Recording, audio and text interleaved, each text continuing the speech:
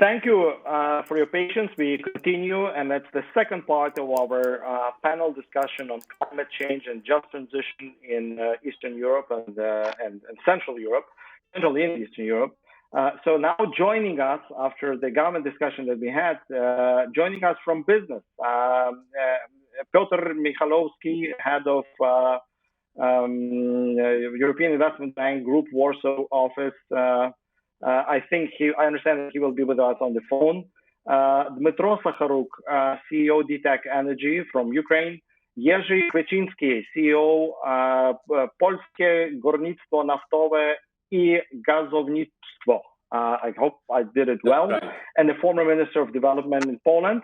And Durbek Fatahov, the Chief Operating Officer, AE Sola Germany, and General Director of AE LLC Georgia. Gentlemen, thank you for joining us. We had a terrific first part discussion with the government representatives. Now we are moving into the private perspective. Mr. Michalowski, are you with us? Can you hear me? Hi, hello. I'm not sure Yes, Mr. Michalowski. As the head of European Investment Bank Group in Warsaw office, can you tell us about the trends that you're seeing in Central and Eastern Europe, moving from the gray economy to the green economy? Yes, hello. Good morning or good afternoon to all of you. Sorry, I had some technical problems with the connection, so I'm obliged to join you by phone.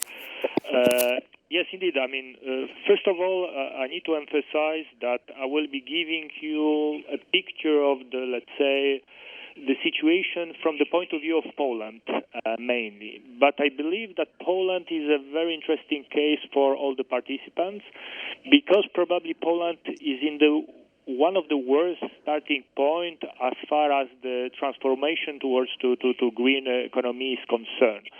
Probably you've heard that currently around 80% of the electricity produced in Poland is generated by coal-fired power plants. However, the trends which can be observed quite recently, already for, I would say, more than 1 year, is very positive. Why it is positive? And in my opinion, it's not because of the, let's say, general trend in the world and the fact that there is an environmental aspect of the transformation. In my opinion, the transformation, the energy transformation in Poland will be and is already driven by the economics, in the sense that during the last couple of months, when the first auctions were organized for the renewable energy sources, it appeared that the electricity price to be generated by renewable energy sources, I'm mainly referring to wind here, is below the average electricity price of the electricity in Poland, while this average electricity price is mainly driven by fossil fuels, and fossil fuels meaning mainly, again, coal. So that's why I'm quite optimistic as far as the trend in Poland is concerned. Of course, the big question is not whether it will happen, but how fast it will happen. And already now, the share of the coal in the energy mix is slightly decreasing. Poland has recently introduced a very interesting support scheme for renewable energy sources, under which there are auctions organized, and the winner of the auction has a guaranteed electricity price for a period of around 15 years. So this is a period long enough to convince the investor, private investor, to realize a project on the market. Of course, what is also quite interesting is that since the average electricity price on the market was increasing during the last couple of years, it means that many investors are already deciding now not to participate in the auction scheme, but to go with, for example, corporate purchase power agreement, under which there is another party, a private party, which agrees to pay a certain price during a defined period, and contract of this nature can be sufficiently strong to convince the financial institution, commercial banks, to provide long-term financing to a project. My last comment concerning the situation in Poland is the very interesting plan to develop offshore wind farms in Poland, and probably during the next couple of years, I'm talking about the short-term, medium-term maximum, Poland will build a couple of gigawatts of offshore wind farms in the country. Many thanks. Thank you, Mr. Michalowski. Please stay with us, although even on the phone, because we may get back to you with other questions. But let me include the other speakers. Mr. Kwieciński, my next question to you, and once again, you're the CEO of Polskie Górnictwo Naftowe i Gazownictwo and the former Minister of Development of Poland. And it's the PGNiG is a listed Polish company operating in exploration for and production of natural gas and oil. This is for our audience. The question to you, Mr. CEO, is as the leader of the major energy company in Poland, can you tell us, what are your ambitious goals, both for the country and for the company, and how does your company participate in executing those plans? Okay, thank you very much for the invitation to this very interesting panel, and thank you for this initiative. I think that's a great thing on, now for the world's community, and especially for Global Compact, to be initiator and implementator of such an important event. Climate change is not only something which now takes interest of many governments, companies like us, but also the whole society. So what we are doing, really, we are doing not only for ourselves, but to the world's community, and this is how I perceive my role in that. PGNiG is number 2 or number 3 company in Poland. If amongst the listed company on the Warsaw Stock Exchange, it's interesting because the most valuable company now is the CD Projekt, which is the company from gaming industry. Number 2, number 3 is either PGNiG, my company, or Orlen, which is also coming from the same sector, gas and oil. We employ 25,000 people in Poland, and we operate on 20 international markets. But what is extremely important for us, and how can we see our role in the future? Climate change and what we call Green Deal is now, the major challenge for Europe for the coming years. It is very well expressed in European and national policies, and this is what my predecessors, our colleagues, ministers, said. But what is extremely important for us is now to translate that into real actions. And this is what we are going to do on the level of my company. Our company is very much perceived as a leader in the gas and oil market.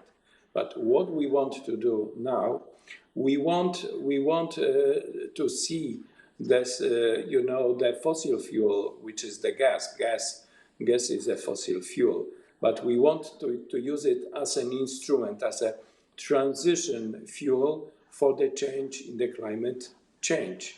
What we know very well, that in the case of Poland, the exchange of coal with gas will reduce 50% of emissions in the case of production of electricity, and one-third in the case of the heating sector. So it will have enormous and very quick impact on emissions, and also what is very important for Poland, on reduction of pollution. So we want to use gas, the natural gas, as a transition instrument in our policy. But at the same time, we are very strongly entering the renewable sector. So far, we haven't been present in this sector, but we will want to use biomethane, so biogas, not as a gas which we could use in our networks, and also as a gas which can be used in the transport sector. We will be also developing other alternative fuels for transport, but also for the networks.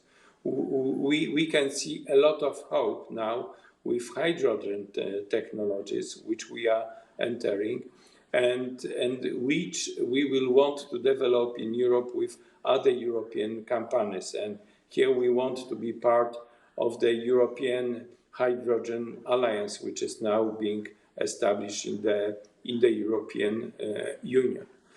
We can see very big prospects for biomethane. For the moment, biomethane is not used in the network. We will want to produce it and to pump it to our networks. Especially we want to extend our distribution network in Poland, and we assume that in 10 years' time, about a fifth of the gas which we will be using in networks, this could be the biomethane gas.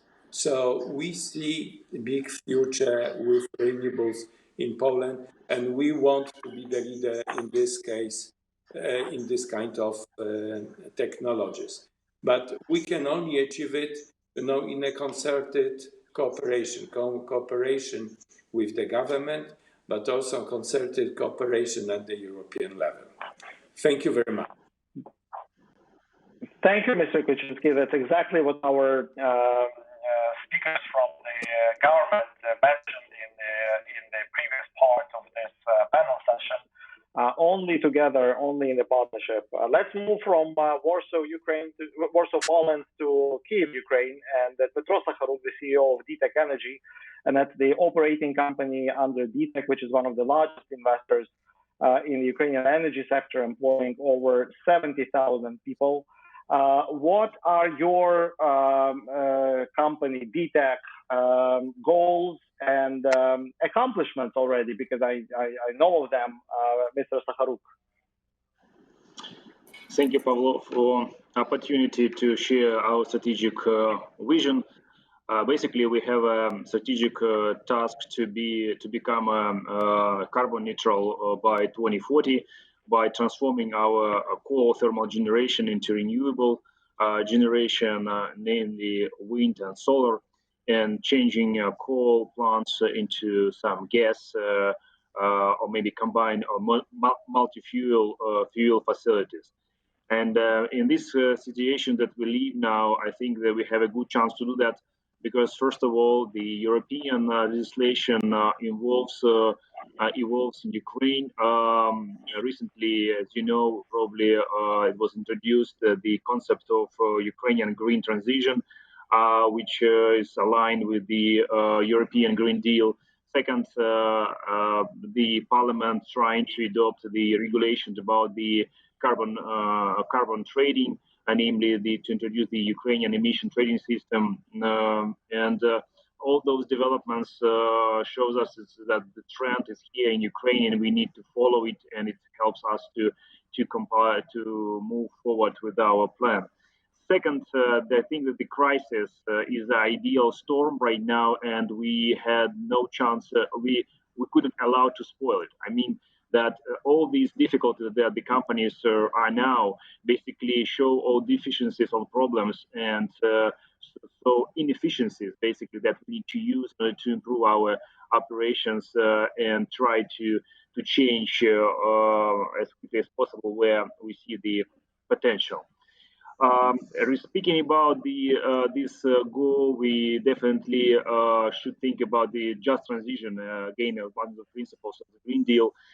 We employ 30,000 people, which are related or connected to coal production, and approximately 250,000 people, many miners, their families, the thermal plants workers, they are related to this industry. And definitely, our companies are the largest contributors to the local municipal budgets, to their social infrastructure. That's why thinking about this move, this transition, we should keep in mind that we need to support creation of new jobs, and we need to think about creating new businesses that will allow local budgets, local societies to continue operating as they are do now. And as example, we just launched a pilot project for the transition of one of our coal regions, Dobropilia, where we have 10,000 people working, and we promote this project. We closely cooperate together with the government, with the local municipalities, in order to develop the systematic approach to transform our region. We actually started with small projects, but now we understood that it should be the combined approach that touch all spheres of life of the old coal towns. And basically, we provide the expertise, resources to show that this transition is possible, even in Ukraine, despite the fact that the economy is in very bad shape. Thank you, Mr. Zakharuk. We will come back to all of you actually with a follow-up question, but let's move from Ukraine and include Mr. Fatahov, who is the Chief Operating Officer of AE Solar in Germany and General Director of AE Solar in Georgia. Well, out of three companies that we have just heard and going to hear from, it looks like your company is probably the most into the renewables. Mr. Fatahov, what are your goals and what are your contributions to your country development and the energy development? Good afternoon, gentlemen. It's a pleasure to be here. I would like to thank organizers of this forum for inviting me to this interesting discussion. And I'm honored to underline the goals of AE-Solar and its contribution dedicated to the improvement of renewable energy development in Georgia. AE-Solar is the international solar modules manufacturer with overall annual capacity of 1 gigawatts, and we are employing over 1,000 people around the world and 150 people in Georgia. We see and we feel the impact of COVID-19 pandemic in massive on global markets and solar industries as well. But despite the above, according to global experience insights, since the beginning of 2020, USA added 3.6 gigawatts of solar, as well as China added 4 gigawatts of solar. And also, I should mention that renewable energy was rapidly replacing fossil fuels energy generation in 2019. And solar energy became the cheapest energy source according to IRENA report. In order to promote the renewable energy and particularly solar industry in Georgia and worldwide, AE-Solar is continuously attending international and local events related to energy sectors. As ambassador of solar energy, AE-Solar is providing support to its distributors and customers participate in renewable energy discussion with the governments. For example, AE-Solar is a part of Investment Council for Renewable Energy Policy in Georgia. We are working very closely with NGOs, local NGOs, to make a proposal to Ministry of Economy and Sustainable Development to adjust and develop renewable energy law and the policy. One of our last achievements in promoting solar in the country is in 2019, Solar Georgia and AI Group Georgia signed a memorandum of understanding for development and construction of solar power plants in territory of country with an overall capacity of 50 megawatts.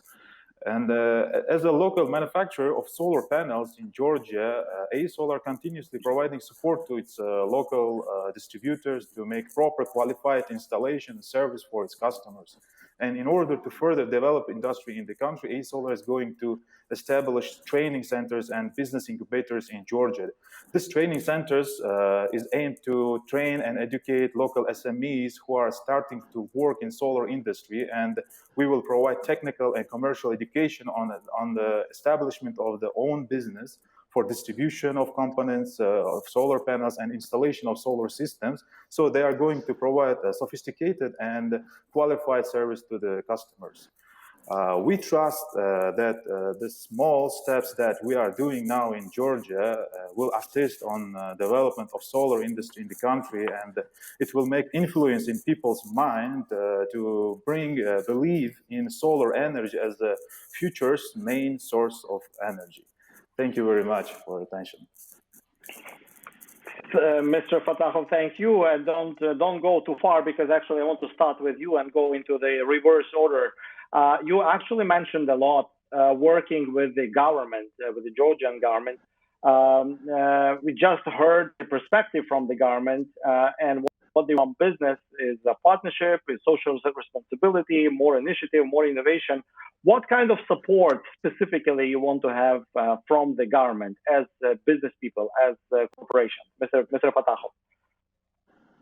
First of all, in order to develop renewable energy in the country, I think the proper thing is to create an environment for investment for the developers, and it means that we have to work together, combine our force together to work out the renewable energy law, to bring proper terms and conditions for the PPAs or feed-in tariffs, and then this will be the start of attracting proper and international companies who are working in development of the solar or renewable energy. Thank you, Mr. Fatahov. Mr. Sakharuk, your perspective from Kyiv, Ukraine, on government's role. You know, the president of Ukraine announced that the just transition is a priority. The prime minister, the government embarked into the process and created the coordination committee for the just transition in Ukraine. European Commission, together with IFIs, is trying to promote the platform for the cold regions of Ukraine and Western Balkans.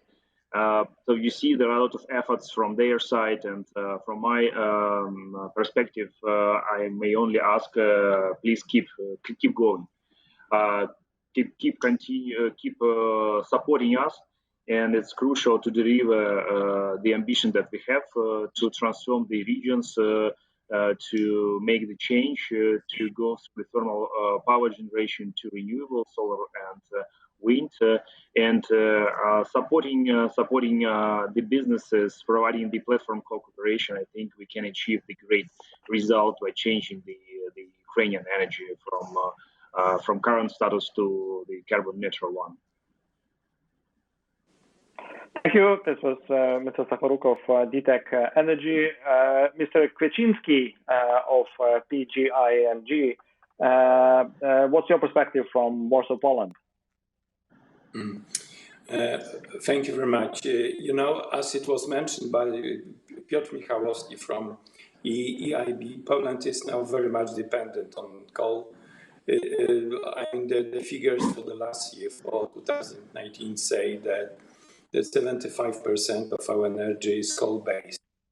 And in Europe, we want to achieve neutrality.